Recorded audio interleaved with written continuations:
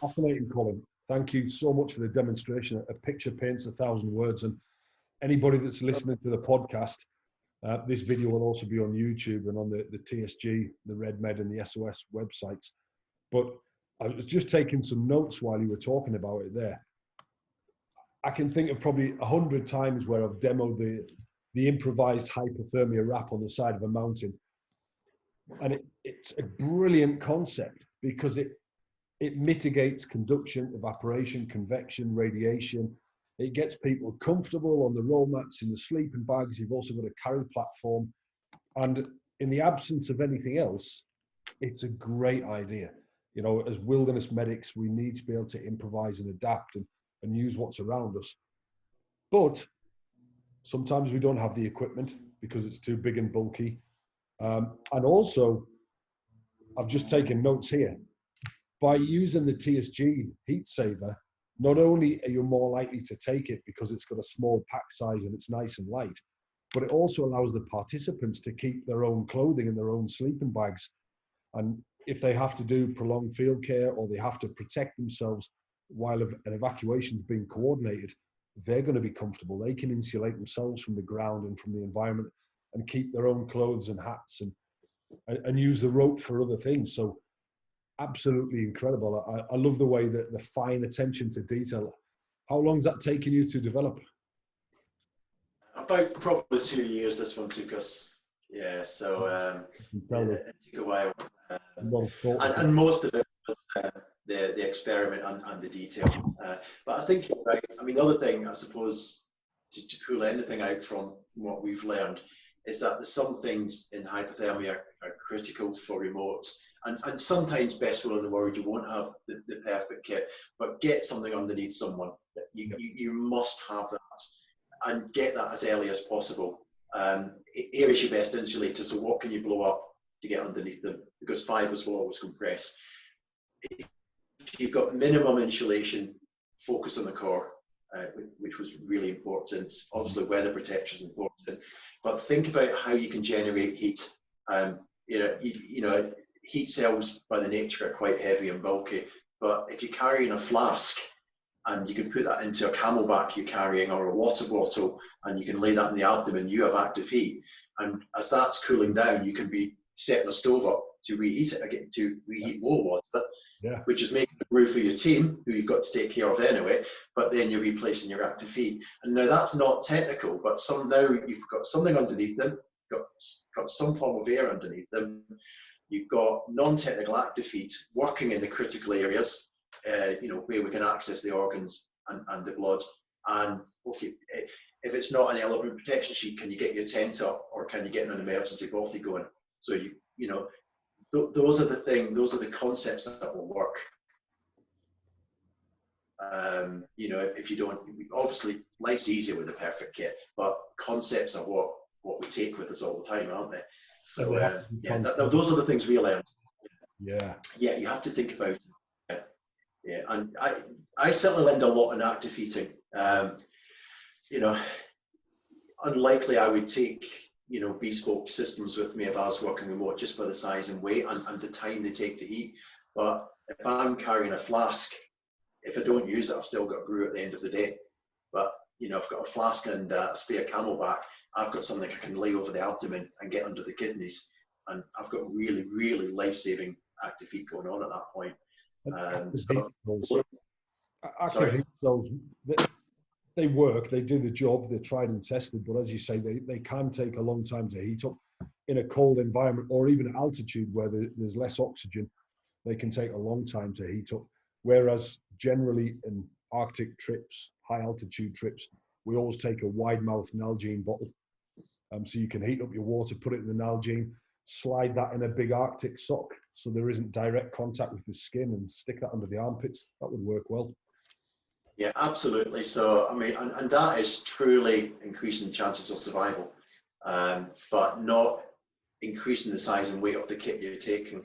But it's not depriving you of a system as well if you need it later. So it's a bit of a win-win. So I think it's thinking about concepts. Always have the best kit you can take, but if you do have to compromise, then invoke the concepts to give you the best chance. So I think that's what we probably took from the experiments. Incredible. fantastic. I think, Llewellyn talked about this in the Journal of Wilderness Environmental Medicine, about the symbiotic relationship between wilderness medicine, tactical medicine, and operational military medicine, and how there is a real crossover. And I see that concept applying to this product as well. It really translates well across from the tactical environment to expeditions, to wilderness, to disaster. It's so versatile because of the pack size, the lightweight, and we always have to address these problems, whether it be the victims of an earthquake, crush injuries, amputations that have lost blood, that have been trapped in the cold concrete for a long period of time, immobile. Once we do get them extricated and they've had fluid therapy, we need to potentially extract them a long distance. We need to transport them a long distance because the close hospitals are already saturated. So this can apply to disaster medicine as well as anything else, which I think leads me on to my next point that I want to discuss with you. I know you've seen the news. Some of our listeners and viewers might have seen the news. In the last few months, there were 2 unprecedented tropical storms in Guatemala. There was Eta and Lota, which left devastating floods across a huge part of lowland Guatemala and thousands of displaced people. Our teams were involved with national teams, international teams, trying to pluck people off tree tops and rooftops. We've never seen flooding like it. I was involved in Tropical Storm Agatha back in 2010, trying to take the Land Rover up to its snorkel. We had horses swimming alongside us. But these latest storms were far worse. And what we soon realized was helicopters are great, but there are always more patients than there are resources. Local boats, they work, but again, there's not enough boats, not enough capability. So we saw our guys wading up to their chests to go and pick up victims who were immobile, who'd been injured, the elderly, the infirm, people who were suffering exacerbation of pre-existing conditions. And they were carrying patients on their backs, slipping around in deep flood water, struggling with patients. So it was a real challenge to get these people to safety. Before we even start the medicine, we need to look at the rescue, moving people from an area of high risk to an area of lower risk. And it sounds like you've cracked a solution to that problem as well. I'm not sure cracked, we have a solution. No, but you're right. The first problem I ever came across with casualties in water was jungles. And I think anybody who's worked in a tropical forest, our pathways to anywhere is rivers.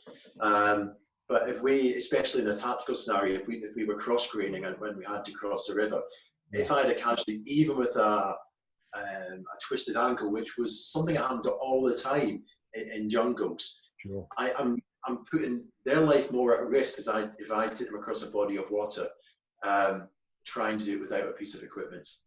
It stops you in your tracks. Literally, how do I get somebody with even moderate mobility issues across the water? It didn't have a casualty in Greenland, but we had the same problem as we were coming down off the ice cap with the massive meltwater ponds. Yeah. That to walk around them is miles, and to have tried to get a casualty across because a couple of us broke through the sludge at the bottom of it. To quite sort of mid-thigh level, but to try and get a casualty across it, we'd be completely stopped. Flooded houses, as we've talked about, canals in places like Afghanistan and Iraq. There's water features everywhere that part of our transportation of the casualty equals that we may have to cross water. And obviously that's part of the planning before we deploy to work out if that features there or not. So what we wanted to design was basically a very simple, non-technical floating system that could be toggled onto the extract that would allow you to basically move someone across water. It isn't designed as a technical rescue system. That is another world in its own and has to be kept that way. It's a technical, you know yourself, you need the skills, you need the equipment to technical rivers or any technical water. This is for your flat calm water, so your flooded house, your canals, your still rivers. It's about moving somebody. If you thought you could walk across it, can we float a casualty across it? And it was basically design a system that was small and lightweight, that you could pop something on. I think I've got one around the corner. If I haven't. It would take a little while to blow this one up. It takes about 15 breaths. But the floating system is actually not too far away from what your insulate looks like, but with two very large buoyancy panels down each side. And most of the buoyancy is held at the head, so you cannot get the head under. Right. The pelvis dips a little bit in the water, which was an intentional design to keep your buoyancy down very low, so your capsizing was minimal. If you go to the website, there are so many videos of us using this, normally somewhere cold in Wales. But the idea was to do something small, light, and very, from a water rescue point of view, inexpensive to give you that solution. So if water's were a feature, you could pack something like that to complement you. Secondary uses for that is it's the same insulation capacity as what we showed you on the extract. So it's an insulated mattress. I mean, the other thing we haven't talked about mattresses is pressure care as well. If you've got somebody on a soft air-filled mattress, you know, prolonged field care, pressure care, it becomes part of your nursing setup as well. So if you've got the heels off the ground and all the sharp points off the ground, then you can use it for your comfort and your pressure care as well. So it's a bit of multi-use, but yeah, this was the solution. So if you ever think you've got to cross that feature, it's an interesting one to think about, because if you don't have a solution pre-thought out, trying to build something actually increases your risk quite considerably, because it's very hard to improvise a stable platform to move a casualty over water. And if you get it wrong, you drown. So, and the longer you spend down thinking and designing things, the longer you expose the team to the potential hazards. Yeah. Yeah, and you know, when there's anxiety in the situation as well, you don't tie the knots as good as you should, or you don't quite pick the piece of wood that you need to get across. It's not an exercise when it's anxiety driven. I remember going back to Greenland again, we had we had one of our team members progressing to quite a dangerous exposure, so we were time driven to do it. And this was a team that had been on the ice cap about 20 days and was very functional. And they started to build the wall, and the wall kept falling down because they were rushing. And the same happens because they were anxiety driven. They had built a wall for 20 days. It was no difference, but because it was anxiety driven, the wall kept falling down. And it's that sort of thing when you're in an anxiety driven casualty scenario, you don't quite get it right a lot of the time. Sometimes you do, a lot of the times I don't think you do. I think human factors play a big part in rescue expedition, disaster medicine. And we're always going to have this pressure, whether it be because of isolation or separation, or you've got more casualties than resources, or because you're a long way from definitive care. So if we can reduce some of the human factors and simplify the solutions, then it's really going to help us and the best possible care for the patient. And you know, I think so much so in remote situations, because a lot of the time you're bringing non-medical people in to help you, like on the oil platform, you're bringing fire teams in who are non-medical, stewards who are first aiders. Yeah. You can't make their life easy. So if you tell them to blow something up, they can do that. If you tell them to make a raft, they're probably not going to be able to do that. And that's the difference, isn't it? Because the people who are going to help you usually don't have the technical skills, you know, that we've built over many years. So you've got to give them simple things that will produce the result for you. And I think we have to think about that when you think about the kit or the procedures that you're trying to deploy at the same time. You know, what could my helper do and do well for me? I think that's a big question.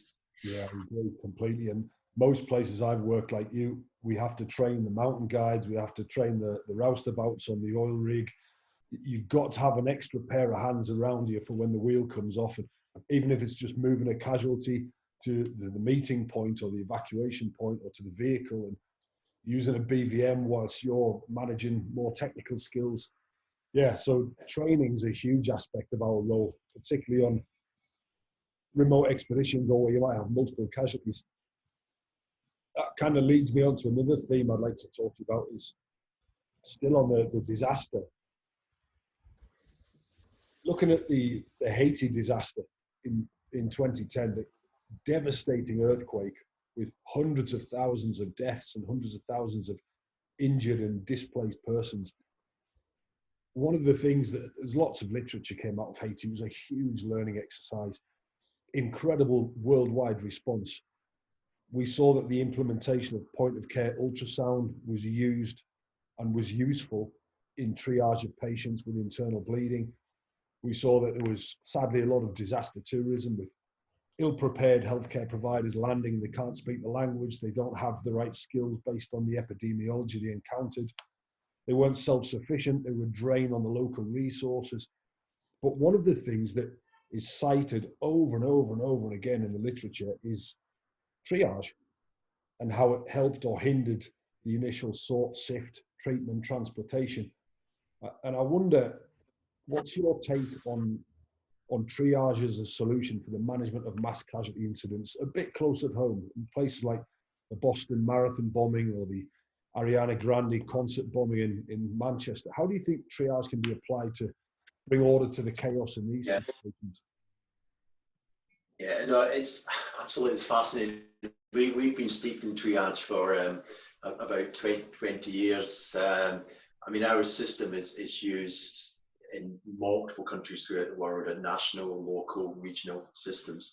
And one of the good things about that is when something does happen, we get to talk to an awful lot of people who's done it, and we find out what works and what doesn't work.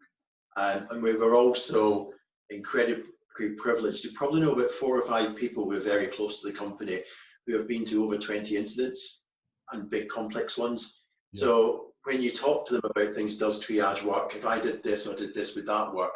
If they say it doesn't work, it doesn't work. You know, and that's really interesting, and slightly going away from the question which I'll come back to. I think it's really important to talk to people, you know, does triage work, doesn't work? You get a lot of debriefs who often talk to maybe somebody who's experienced 1 incident or 2 incidents, and that's an experience, but that's not an expert.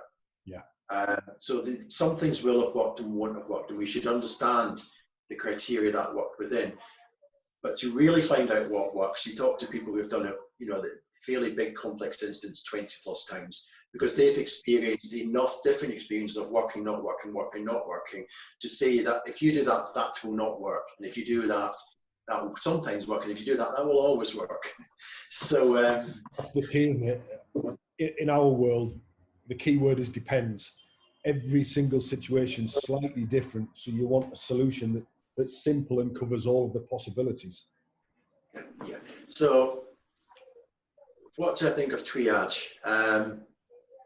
If you implement it correctly, and it doesn't have to be highly technical, but if you implement the fundamentals correctly and have a basic understanding of what it is you think you're trying to achieve, which is ultimately improving survivability at this level, yeah, then it's a cornerstone of what you need.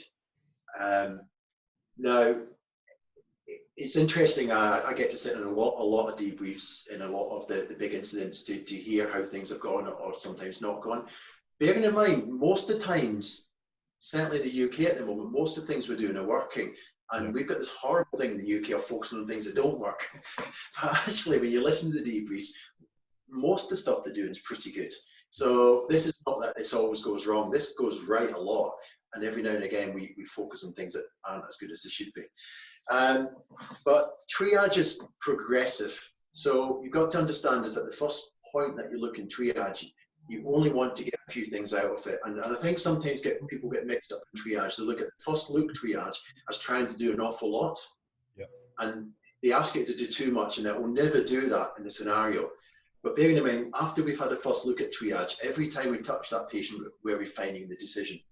So the first look triage, we've got to get right, because that's the foundation to everything.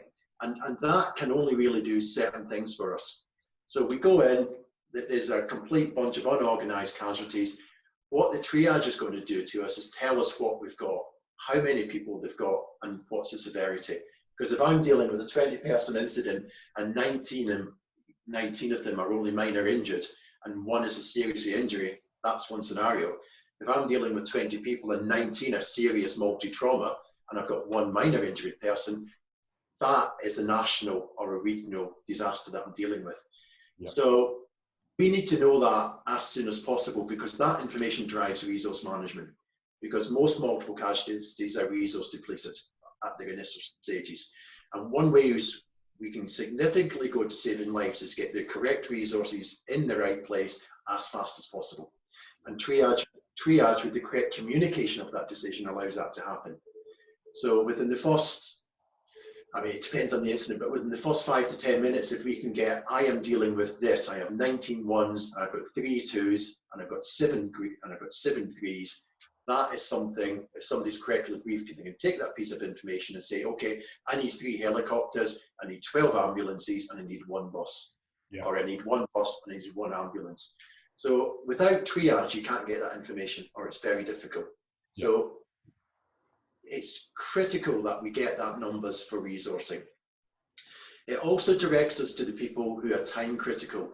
And one of the fascinating things I've found with a lot of disaster plans, which are often very good, but very, very few of them look at timing as being a critical resource. They will say, I do this job, and I do this job, and I do this job, but nobody says how long that job will take. But the patient that's seriously injured has still got the same time that is critically required to get from point of injury to definitive care. Yeah. It doesn't prolong because you're mass casualty. Your physiology doesn't change. So decisions have got to be incredibly time critical. And the people who need those quick decisions are the priority 1 patients who have got trauma, who need to get definitive care, who need to get a surgeon to open them up and put a clamp in place. Yeah. And triage recognises those people quickly. So if I say, again, I've got about 20 people, but those are the 2 people that we need to focus all the life-saving resources on, it needs to recognise that quickly. And good triage does that. So it needs to get us number on the resources. It needs to focus the resources we have got on the people that need to save our lives. And by the nature of it, that starts the command and control system. So if you look at triage that way, as that's your first hit triage, it's critical, because if you don't have it, you don't get those vital bits of kit. You'll be 30 minutes into the incident, which is a long time for a seriously injured person. No resources will be mobilised. We'll be inappropriately going to the wrong people, and no communications will be moving.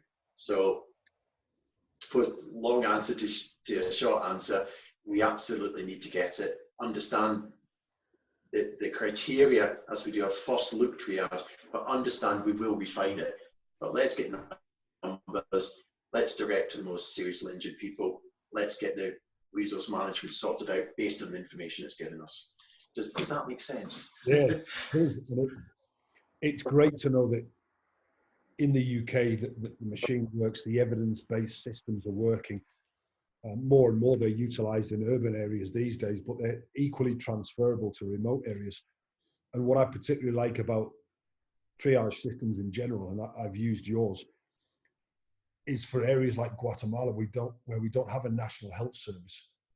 If there's a disaster, whether it be urban or rural, we have 5 or 6 national ambulance services or rescue services. We've got the municipality fire service, we've got the rural fire service, the volunteer fire service, the Red Cross, and 20 or 30 private ambulance companies, various disaster management agencies. So it can be real chaos unless you all focus on a common language and a very simple system. You're absolutely right, and simple terminology. I mean, triage is something that we have to keep so simple. I have been to various lectures on it, and people actually try and make it quite complex. And absolutely, further down the evacuation chain, it will get more clinically focused and clinically detailed into exactly what we need. But the initial hit on the ground needs to be simple, because it needs that initial reaction on the ground to triage has got to drive information. And the fact is, we can't wait half an hour for the expert to turn up. We need to use who we've got.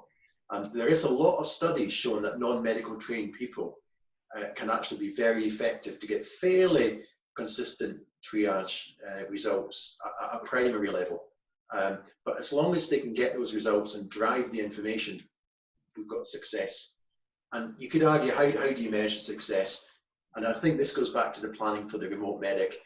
Part of your multiple casualty plan, we should be saying, if my multiple casualty incident is going to be a vehicle crash, which happens all over the world, that will give me 6 or 7 people. what is an acceptable time from point of injury to definitive care for that person to survive, for that group to survive. And if it's 1 hour, how am I going to do that? Because if you can only work a plan that gives you 2 hours, they're all dead. Yeah. Yeah. So you've actually got to say, what is my acceptable time for the type of injury I think I'm going to experience? What's the most likely thing that's going to happen? If the research tells me I've got an hour, that's what I need to do it in. If the research tells me I've got an hour, but if I intervene in a certain way, it buys me another half hour, I've got an hour and a half, but make sure I put that intervention in place. But work out, go, start, how do you prove success? You prove success by getting people from point of injury to definitive care within an acceptable time, because that's what saves their lives. Yeah. That's a different way to look at a plan, as opposed to I do this and I do this, and I invoke triage, I have command. How does that affect the time? Because the time is what is critical for the patient. Yeah. We need to look. If it takes 30 minutes, if it takes 30 minutes to even start your triage, you're not going to make the time limit, are you? So things have got to start quick with whatever you've got.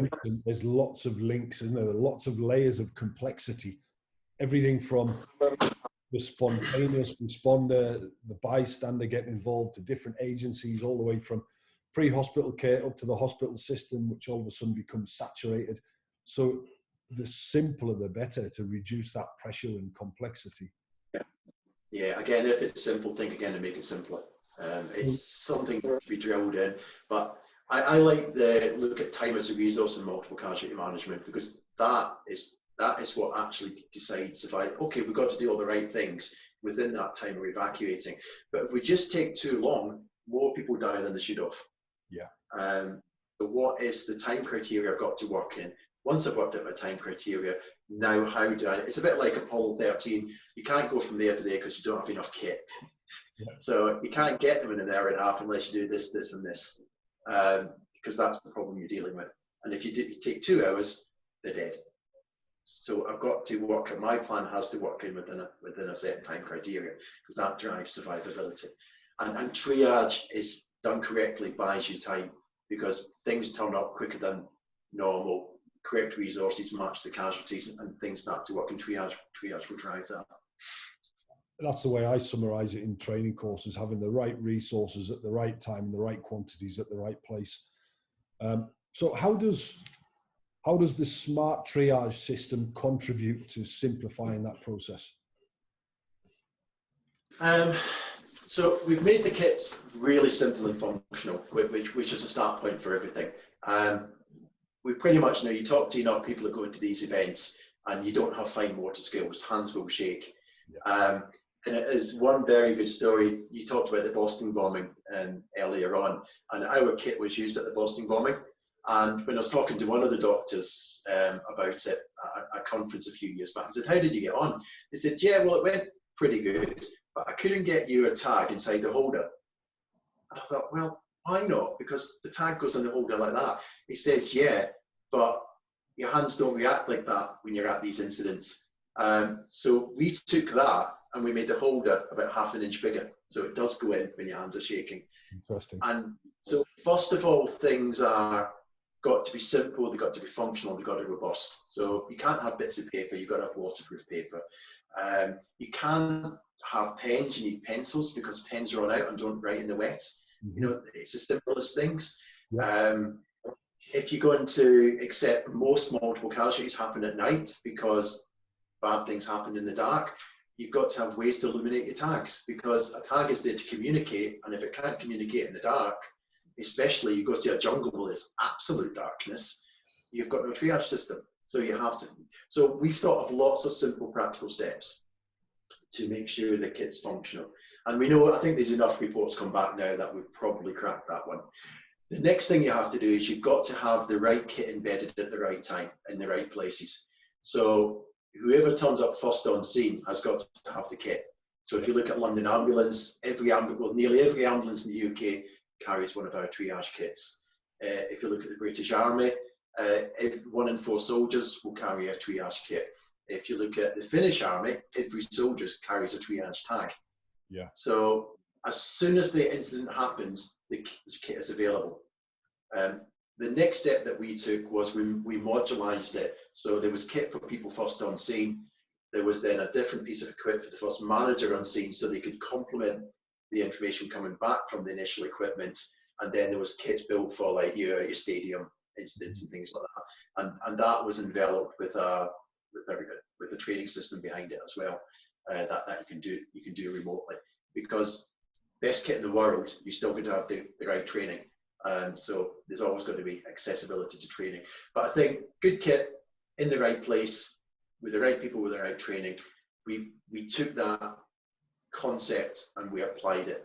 Instead of just having a big kit, we thought about how's it actually going to work.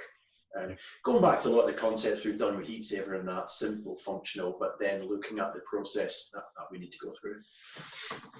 We carry your kits on our ambulances here as well in Guatemala. And I've had the training box, the Triage training kit for years. I use it on EMT courses and just fantastic.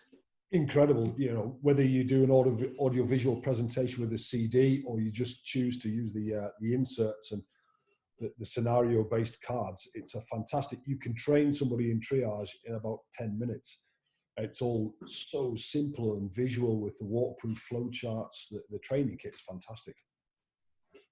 Thank you. Yeah, it took a bit of time, but, you know, I think it goes back to how we operate as medics remotely. It's the detail that matters. So that reflects on what we do with our innovations. It's detail all the time. Absolutely fantastic. So what specific products do you have on the market at the moment to support triage?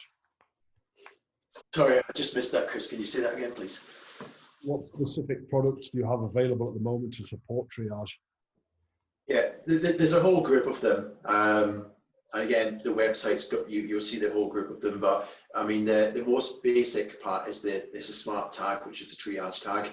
Yeah. There's various other tags set off that as now. There's uninjured tags. There's CBRNE tags that complement the tag, but the core is the smart tag itself. Yeah. We have kits that are designed for what we call the dismounted medic. You know, medics who carry things on their backs. We have small kits that can fit within anybody's med kit, and then there's kits that are designed for vehicles. We've updated them recently, so every triage kit now comes with space to put rapid interventions, because, you know, there's no point putting a red tag on someone, moving on, and they bleed out on us. So a lot of the kits now are tied in with you know, simple triage and rapid interventions, and then so kit for frontline vehicles, and then we'll also have very simple command modules for the first manager on scene, because if you think of the information they have to consolidate very quickly, we've got really simple functional command board systems or command folders that allow them to bring the right information to the scene, but consolidate the information that's coming in so they can communicate effectively. And that's really I mean, there's various modules hang off it, allow those things to happen, but kit for first on scene, kit for first commanders, that tends to be what the system revolves around. And it's very simple, and all that's available on the website, isn't it? And LinkedIn, etc. Well, we could talk about this forever. There's so many different ideas that integrate and cross over, and I'm looking forward to your next products, albeit I haven't got my hands on the latest ones, but hopefully we're going to see each other in February next year when we run our polar medicine and expedition preparation course in Norway, and we'll be trialing all these products as well, and maybe set up a new study. But I'm excited about that. Put some of your Greenland training to good use. Okay, sounds good to me. Perfect. So thank you, Colin. I literally could talk to you all morning, but I know we've both got other things to do. So thank you so much for joining us, and thank you so much for the insight into, you know, the passion and how things developed, and why and what you developed, and how they fit into our specific environment of rescue, expedition, disaster medicine, wilderness, tactical, just some fascinating products. Obviously, as a declaration, we're providers of your products.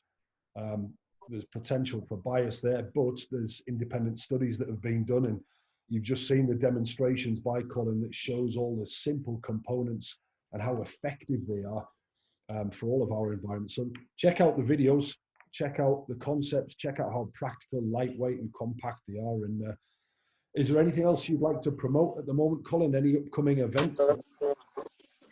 No, I think we've probably covered most things.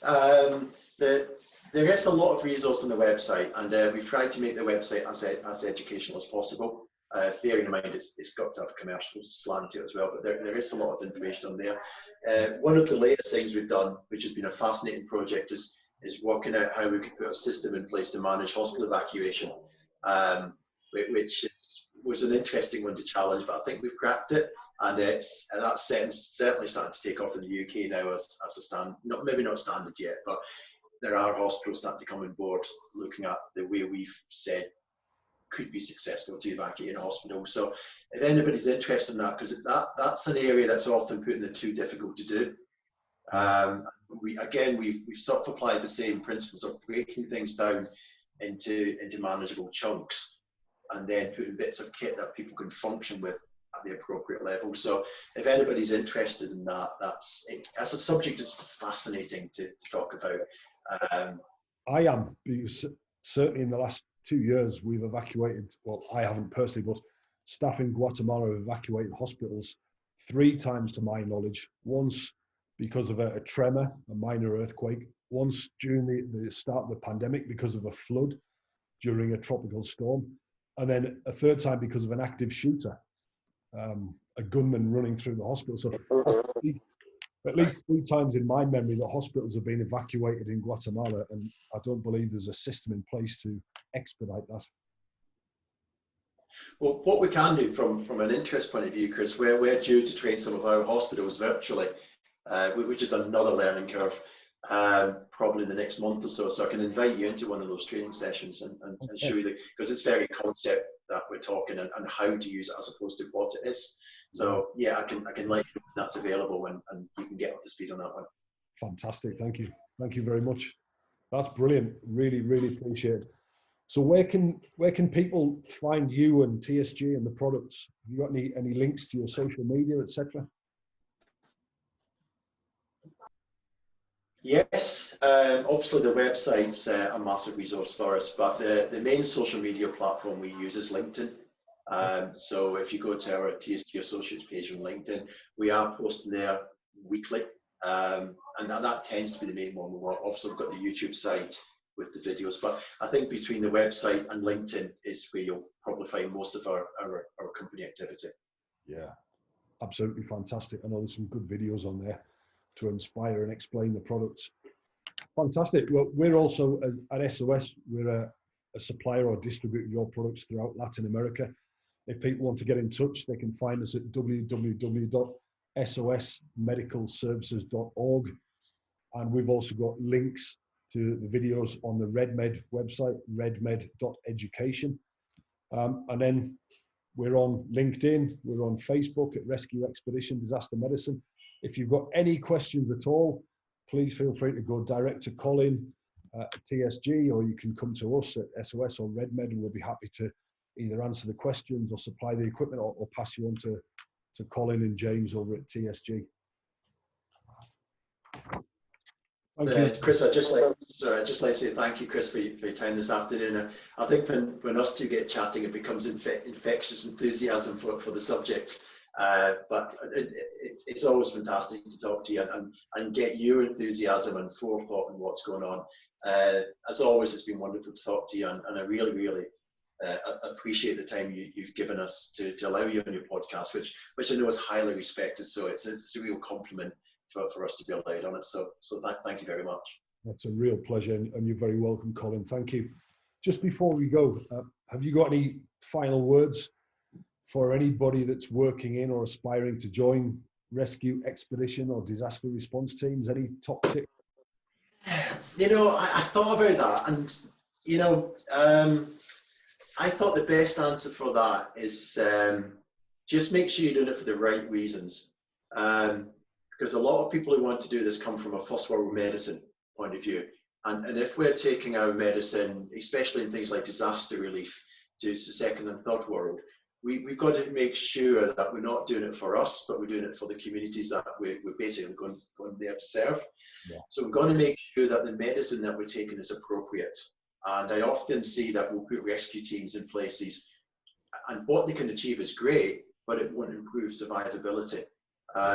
So I think a really important thing for anybody, especially in the international aid and initial disaster response, is just do a check why you want to do it, and make sure that the first answer to that is that I need to do it to enhance the community I'm going to serve, and it's not for my own. And I don't mean this in a bad way, but yes, we want to get the experiences and the adrenaline rush and the feel good that goes with it, but make sure over and above that you're doing it for the community you're going to serve. Yeah. And make sure that fit is correct. And I think that's really important, especially, we do come out an awful lot of time from first world bubble, but sometimes that medicine doesn't always fit, and we've just got to check and balance that it does fit. And that would be the thing. Of all the things I'd say, is just make sure you go there and do the right job for the community that you're going to serve. Superb. I couldn't agree more, and I'm really, really passionate about that. Thank you, Colin. That, as we mentioned, a lot of evidence came out of Haiti that there was a lot of disaster tourism, groups, teams going in ill-prepared. A lot of recommendations came out of that in the literature to improve training and communication. And it's something we emphasize in the Red Med book and here in Guatemala during our medical missions, that you really need to come with the right skills, whether it be language skills. You need to be self-sufficient, have water supply, food for 10 days, your own shelter, the right medicines for the epidemiology that you're going to encounter, know how to use the equipment, think about cultural competence, so you're not going to become a drain on the resources for the affected population.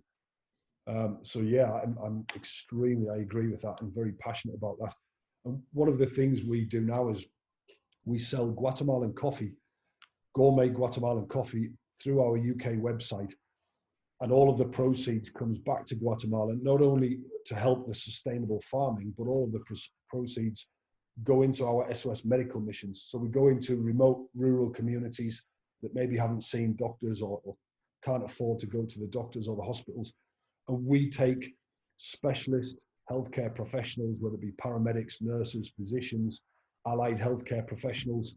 Sometimes we go in by 4x4, sometimes we raft through the jungle, but we take specialist knowledge tailored to the epidemiology and the statistics that we've gathered prior to that. And we take everything from point of care testing to primary care equipment, emergency equipment, education training programs, and really try and make a difference. And it's not just going in once and sticking a sticking plaster over the wound. It's really analysing what the needs are and looking at a sustainable solution. So there's two things come out from that. You can buy the SOS coffee through the website in the UK now. And also, if anybody's interested after the pandemic and travel restrictions are lifted, if you want to come out and volunteer and join us, you're more than welcome.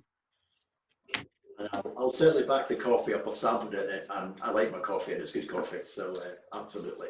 Fantastic. That's honestly, that's such a wonderful venture, and you should be duly proud of it as well, because it's working at all the right levels to do enhance care to vulnerable people, and that's so commendable. So yeah, fantastic. Thank you, Colin, and thanks for supporting us. Every cup helps, as they say. Much appreciated. Absolute pleasure, Colin.